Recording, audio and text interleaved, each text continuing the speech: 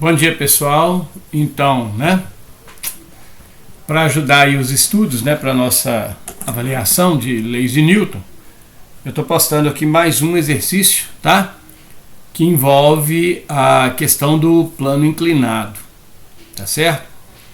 Então, o exercício que eu escolhi que peguei aleatoriamente é esse que está aqui, tá ok? E ele mostra para a gente o seguinte: você tem um plano inclinado, que é essa rampa. A inclinação da rampa é em 37 graus. E como a gente pode ver, existe um bloco aqui, que é um bloco chamado de bloco C.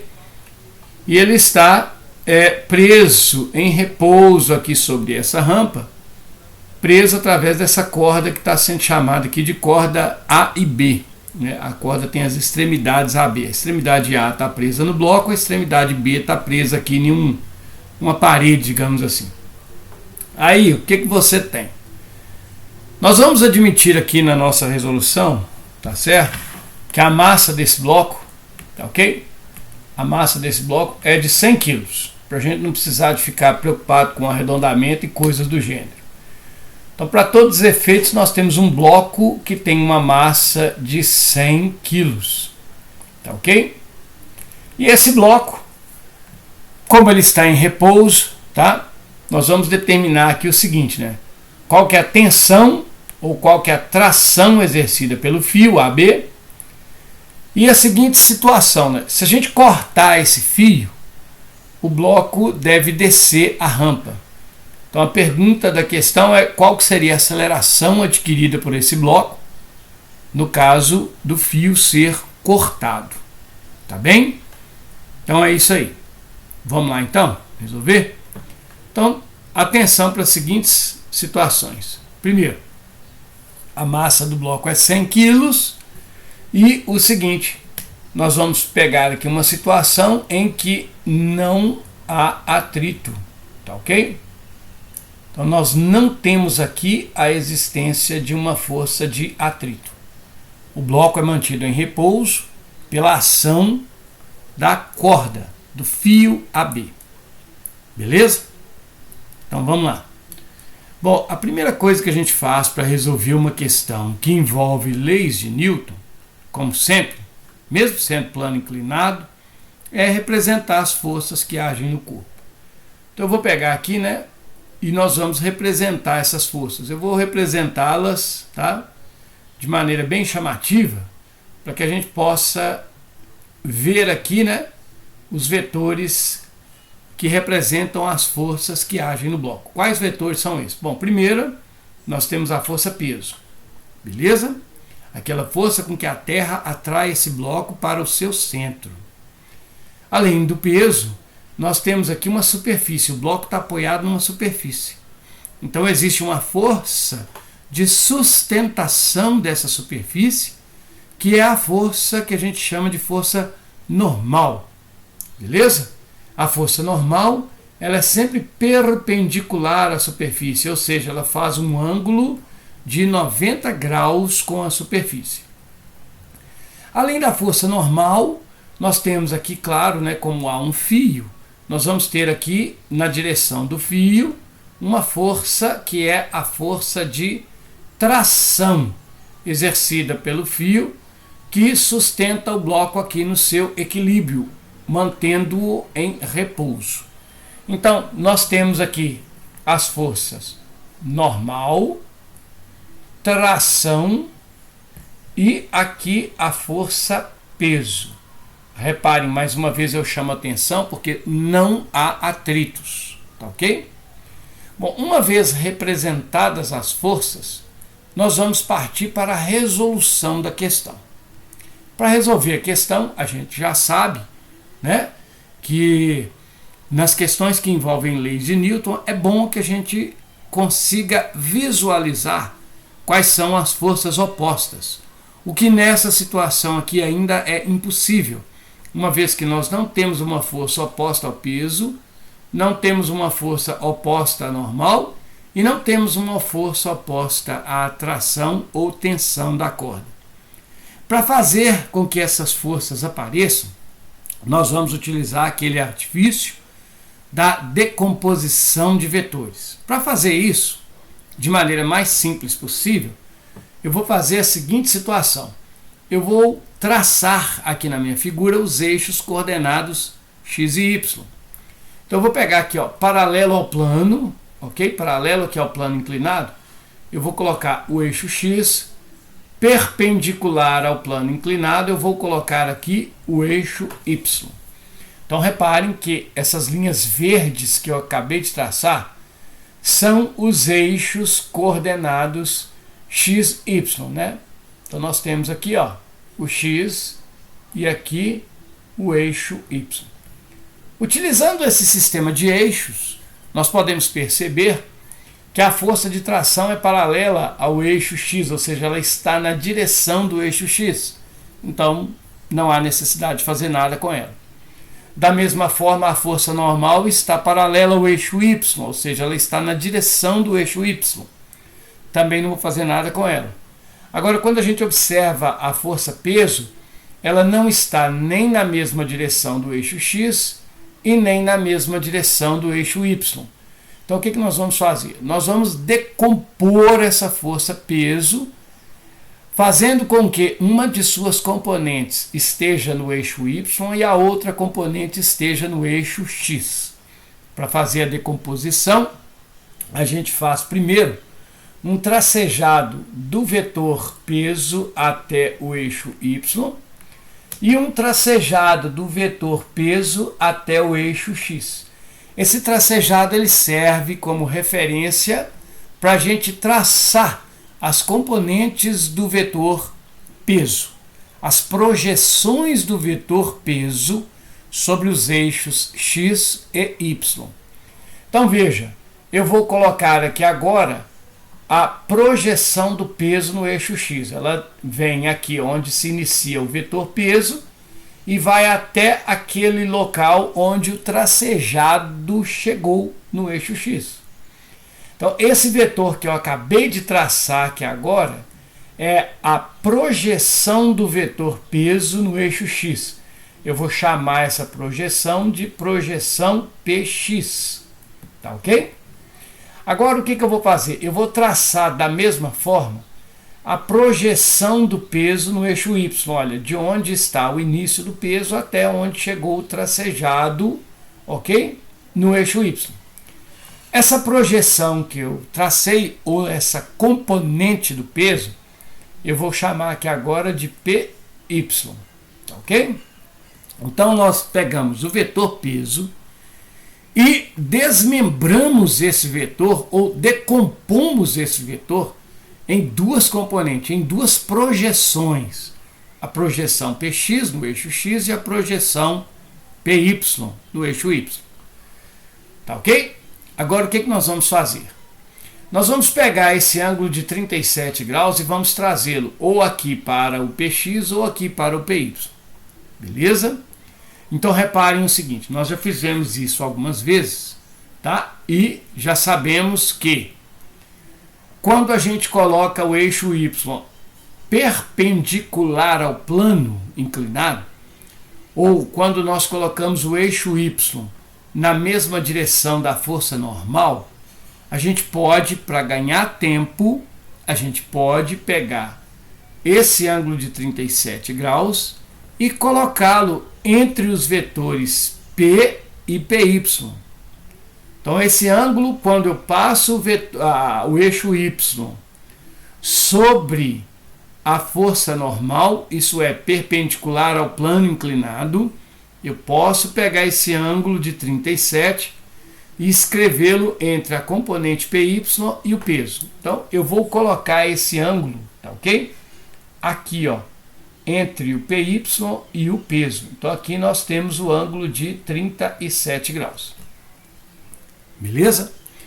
Uma vez que eu faço isso, eu já consigo perceber que a componente PY está com ângulo e a componente PX está sem ângulo. Nas nossas conversas em sala de aula, nós já combinamos, né, uma maneira simples de identificar quando se usa as funções trigonométricas seno e cosseno usando esse trocadilho do com ângulo e sem ângulo. Com ângulo cosseno, sem ângulo seno. Então, usando isso, eu posso chegar aqui e escrever para vocês que o PY, tá? A força, a projeção do peso PY, o PY é a projeção do P. E reparem que ela está com ângulo. Com ângulo nos lembra cosseno. Então, nós temos cosseno de 37. Lembre-se, com ângulo começa com C, igual cosseno. Sem ângulo começa com S, igual seno.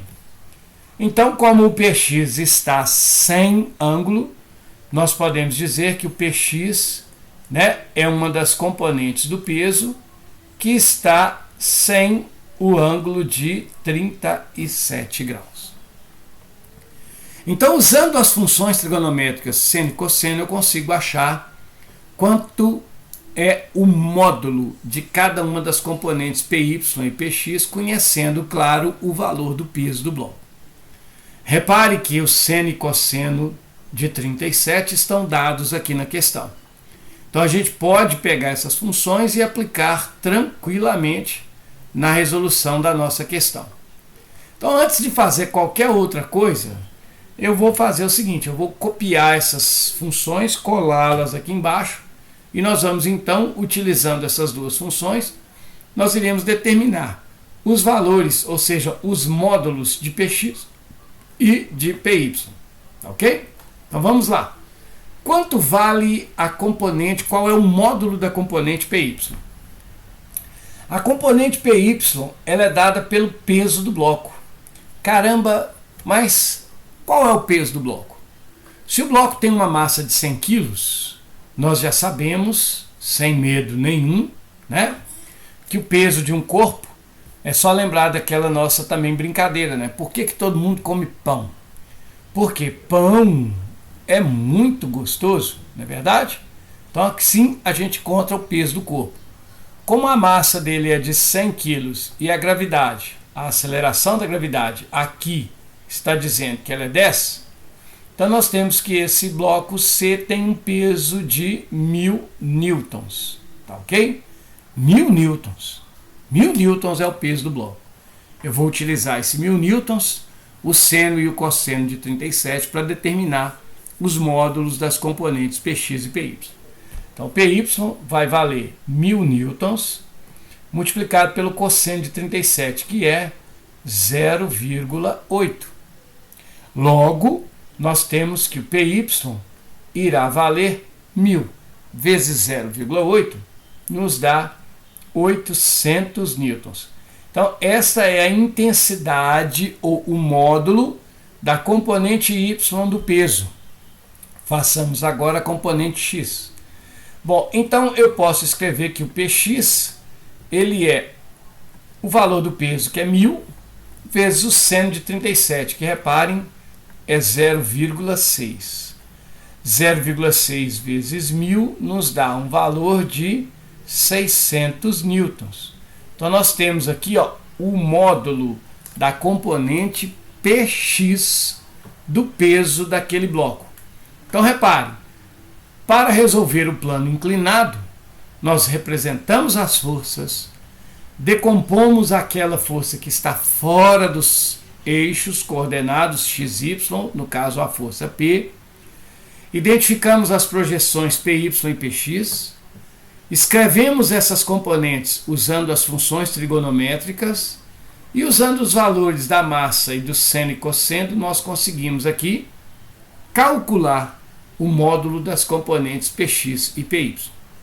Bom, mas a questão não pede isso. O que ela pede para a gente? Ela nos pede a tensão exercida pelo fio. Como o bloco está em repouso, a gente pode ter certeza de que repouso é uma situação de equilíbrio. E quando nós temos equilíbrio, as forças que são opostas possuem o mesmo módulo, isto é, elas têm o mesmo valor. Portanto, se a gente pensar e observar aqui um pouquinho, é possível perceber que a tensão, ou seja, a tração, é oposta ao PX. Como o bloco está em repouso, a gente pode dizer, né, que na condição de repouso, pelo fato de estar em repouso, ou seja, pelo fato de estar em equilíbrio, nós podemos ter então que a tração no fio tem o mesmo valor da componente Px do peso. Isso porque na condição de equilíbrio, mais uma vez, as forças opostas são iguais. Portanto, o Px é igual à tração e a normal teria então o mesmo módulo do Py. Então, no equilíbrio, a tração é igual ao Px e a normal é igual à componente Py do peso. Bom, como nos foi perguntado apenas quanto vale a tração no fio, eu já posso responder que a tração no fio, que tem o mesmo valor de Px, valerá, portanto, 600 newtons. Então, reparem, nós acabamos de encontrar a resposta, né, para o item A da nossa questão, que pergunta qual é a tração exercida pelo fio. Resposta: a tração exercida pelo fio é de 600 newtons. Ok? Muito bem. Vamos partir agora para a resolução do item B da nossa questão. O que é que diz o item B da questão? Ele nos pede o seguinte: se a gente cortar o fio, qual será a aceleração adquirida pelo bloco? Agora, reparem, é uma nova situação. Então, o que nós temos que perceber? Nós temos que perceber o seguinte: você tem o plano inclinado, ok? Nesse plano inclinado está lá o bloco C, que eu estou representando aqui novamente. Nesse plano inclinado, nós vamos ter de novo as forças que atuam no bloco, que são o peso, a normal, e veja que se eu corto o fio, não tenho mais a força de tração. Então eu fico na seguinte situação: nós mantemos as componentes do peso, que são a componente Px, né, que está nesta direção de sentido, e a componente Py, que está nesta direção de sentido. Uma vez que eu corto o fio, o que acontece de novo aqui no nosso plano inclinado? A normal, a força normal, continua tendo a mesma intensidade da componente Py do peso.